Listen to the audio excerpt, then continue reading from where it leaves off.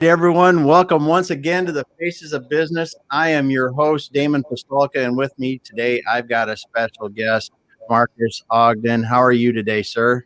Doing well. How about yourself, Damon? Just fine, just fine. Well, for those of you that may not know, Marques is a former NFL player, a keynote speaker, a business coach, executive coach, and consultant. And I just really feel honored to have you here today, Marques, because we're going to talk a little bit about how sports and overcoming challenges really led you to where you are today. And I think your story is something that is inspiring and Thank can help others. Thank So you. tell us a little bit about your background, first of all, sir. Yeah, so I'm from Washington, D.C. I went to St. John's College High School, the same high school that Kevin Plank, who owns Under Armour, went to. I ended up having a really successful career in high school. I got a scholarship offer, one scholarship offer to go play football at Howard University for the Bison. That's where my dad went to school. He was also a Bison. He was actually the first class to get scholarships at Howard athletically. I got a scholarship athletically to go to Howard. I wanted to be an investment banker when I stepped foot on campus, but I became a starter on the offensive line in my redshirt freshman year. I was a four-year starter, and the NFL had other plans for me. As I tell people, they started coming out, watching me, coming to different practices, games, scouting. I got invited to different events, combines. I went to the Hula Bowl, where Mac Brown, who now is the head coach back in North Carolina, was my coach during the Hula Bowl. And then I had Jack Harbaugh, Jim and John's father, was my O-line coach. And I was drafted to the National Football League. I'm actually the first and only offensive lineman, Damon, to ever be drafted from Howard to the National Football League. Wow, that's cool. Yeah. So the one thing that I think that a lot of people that are not around sports at the level, just through the collegiate level, don't understand that. And I really think that I want to ask you a couple questions about it is, how much do you think sports in high school and college gave you the skill set to be able to take not defeat, but just take failures and disheartening situations and be able to turn them around and come back out of them positively? Well, Damon, that's what football does, because you're going to get beat in football. I don't care who you are. I don't care how great you are. My brother was the best left tackle in NFL's history. He got beat. That's just the way it is. So in life, you're going to get beat. Someone's going to be better than you. Someone's going to have more talent than you. Someone's going to maybe have a better day than you. But in life, like in football, you can't quit. If you get beat, you can't stay down. Like Muhammad Ali says, not how you get knocked down, it's how you get back up. And I was actually made a post on social media a couple of days, actually it was yesterday, talking about float like a butterfly, sting like a bee. Your hands can't hit what your eyes can't see. And that's the way, and that's the way he put himself into position to win, which is why Ali is the greatest, boxer of all time, and an activist and a great person for perseverance and what he went through to be a champion. And that's what football taught me, how to be a champion in that regard. Yeah, there's no doubt. And I wanted to just have you touch on that briefly, because I think a lot of people look at sports and they don't really understand how much it teaches young people in their formative years of that. Because I'm just going to be honest with you. I think we live in a society in the United States where we have become so accustomed to getting so much of what we want just because we want it, rather than having to work for it. Amen. And I see in children this and some entitlement. I mean, my kids had it, and if my son wouldn't have had to play sport, or wouldn't have chosen to play sports the way he did, he didn't have to. He chose to play them. But the sports teach children that you have to work to be able to be on the field, to perform well, to do that. And I think when you do get beat down, like you said, the children that understand that if I go back into the gym, I go back onto the field, I work with the coaches and work harder and get better and get my chance again, I will perform better.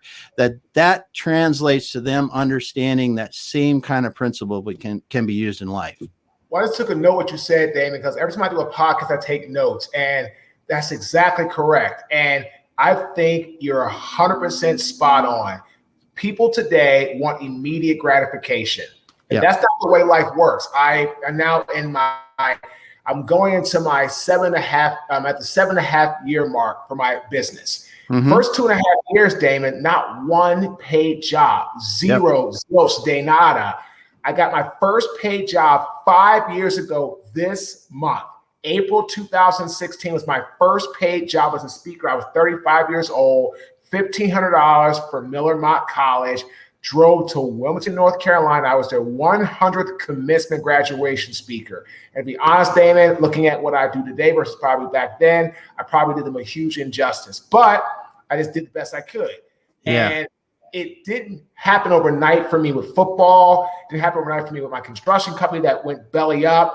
Didn't happen with me in my business today. And our team that we have around us, Damon, has a unified, aligned vision.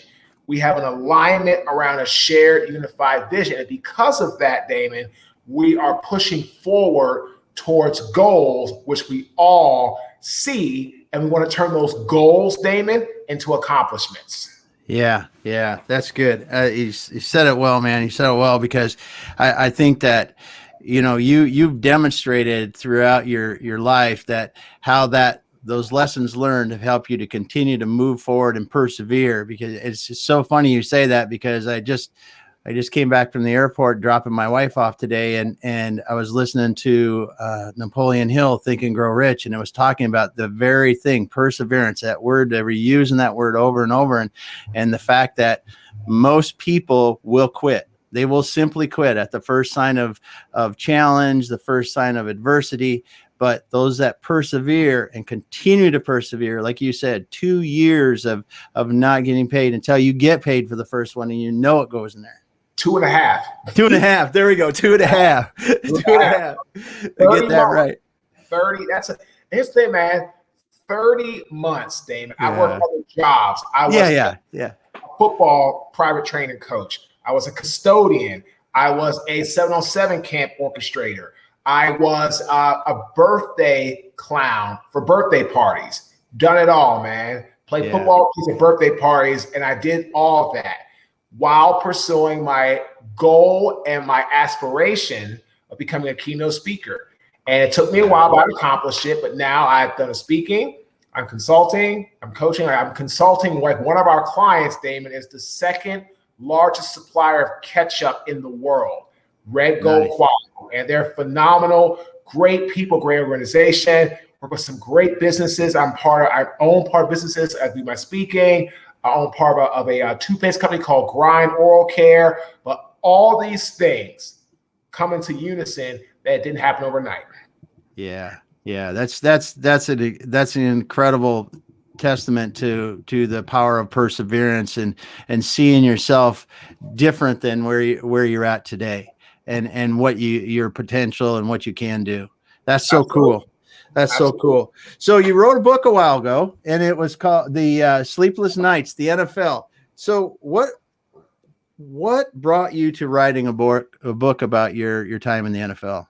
Well, because I wanted to speak and I was struggling to get a paid job, I thought it'd be a great idea to write this book as a platform booster, as something I could utilize to step up and get more opportunity. But unfortunately, it wasn't that case, because the book got published in 2015, October. I still didn't get another paid job for January, November, December, January, March, April. It's another 6 months. So, wow. But it didn't work like I thought it would. But, and honestly, I didn't make any money off that book, because the publishing house I work with, really nice people, nice organization, but I didn't make any money. Let's put it that way. Yeah. So the first book was just kind of a platform builder to help us get to a higher level to do more speaking. Yep. Good. That's good to know. I mean, because a lot of people, I think, will write that first book and they'll go, "Oh, it didn't do anything," and there again, they stop. And I like the way you said it, that first book. So I obviously didn't look. I didn't see a second book in here. You must have a second book that's getting ready. I do. Yeah. And so that's called the success cycle. And the success cycle is about three major keys: ambition, drive, and hard work. And that's something that I feel everybody needs to understand is necessary in business. Yeah. If you don't get the ambition, the drive, and the hard work from people, it's not going to, if you don't proclaim that in your business, if you don't profess that through your work, it's not going to get you to where you want to be.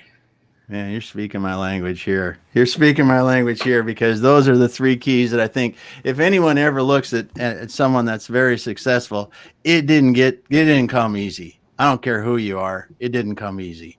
Oh, no, absolutely not. Absolutely not.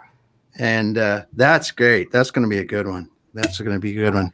So as you're moving forward now, what are you're typically helping people do as you're doing your executive coaching and your consulting work? How are you helping people doing that? So what I'm doing right now, Damon, is I'm helping them create strategic plans, tactical execution strategies, helping with overall culture and enhancement, helping with sales strategies and improving tactics there.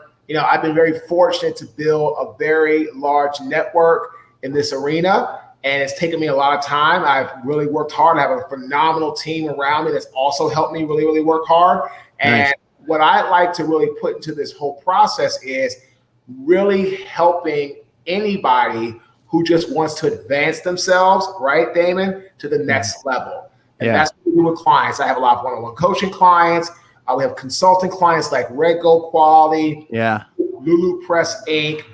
We have also Liberty Home Mortgage, Reliant Mortgage. We have different people in mortgages, real estate. Like I said, book publishing. We have them in food and food product. And what I really enjoy, Damon, more than anything, is helping anybody get to that next level.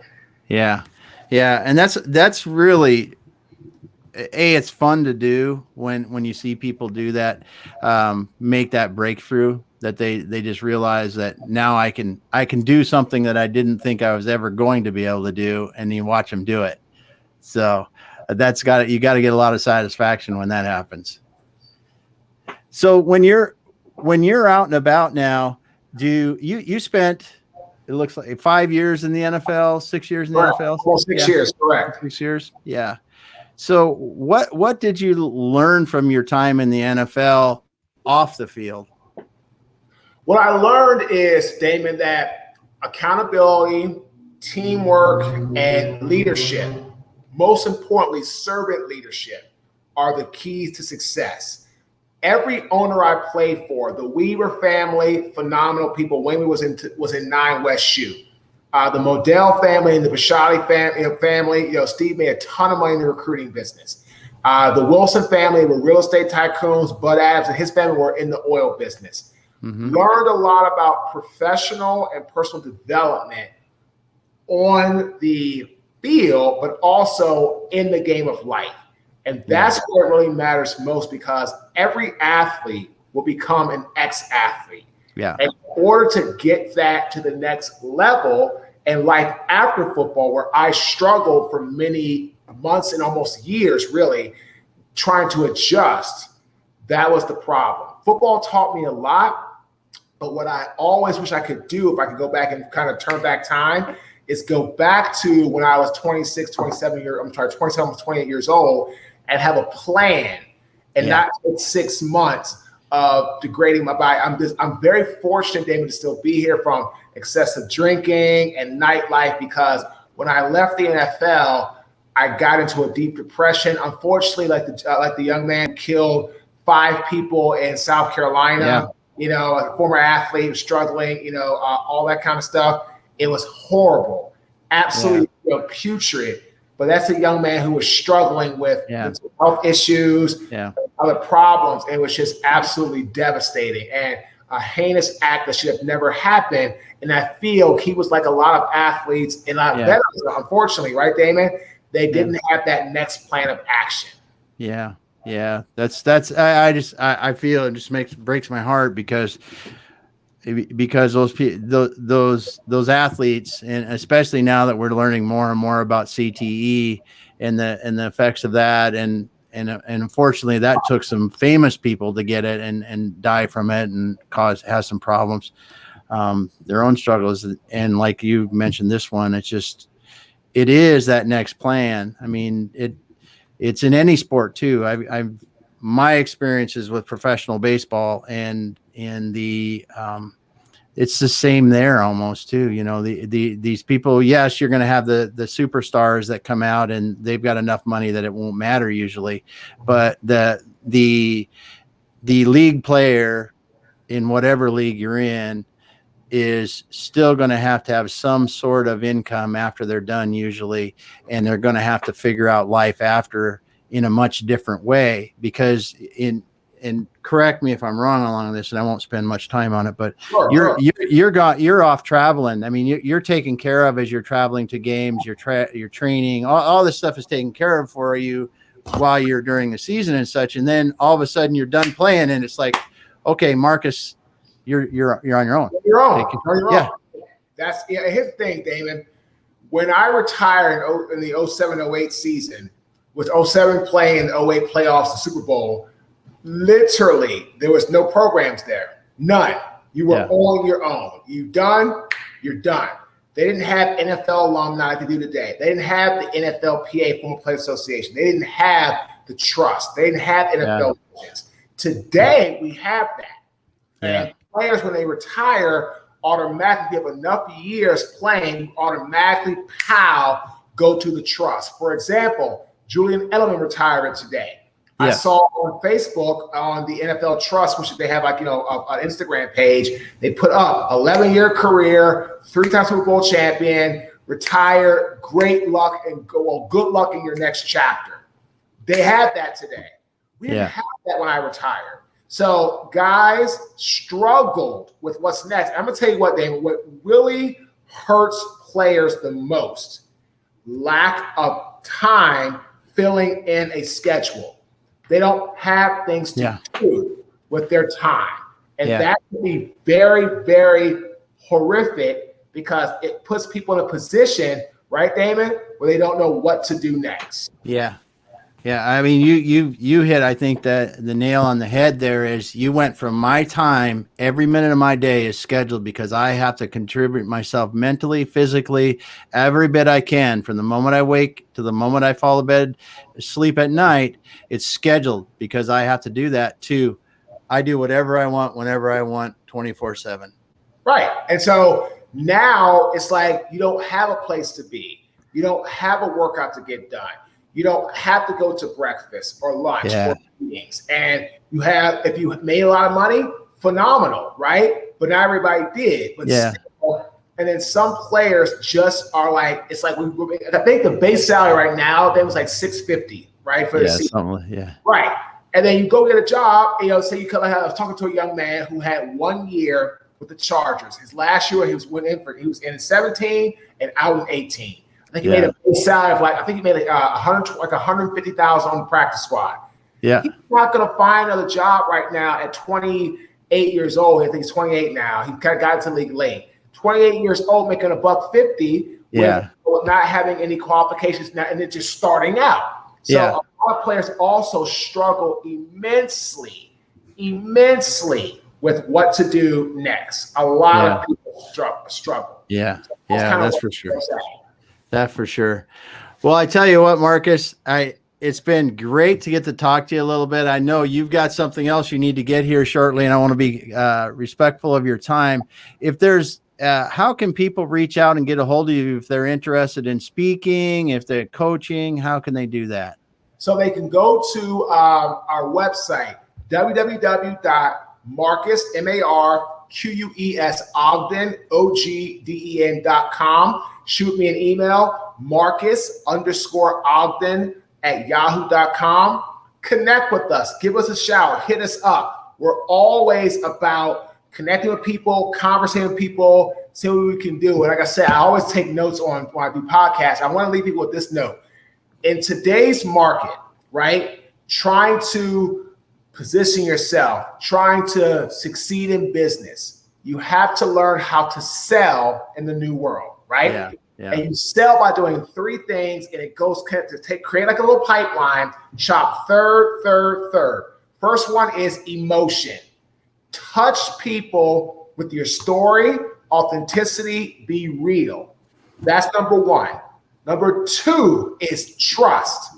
Build trust. You build trust through operational excellence. Outpace competition, outsmart competition, outperform competition.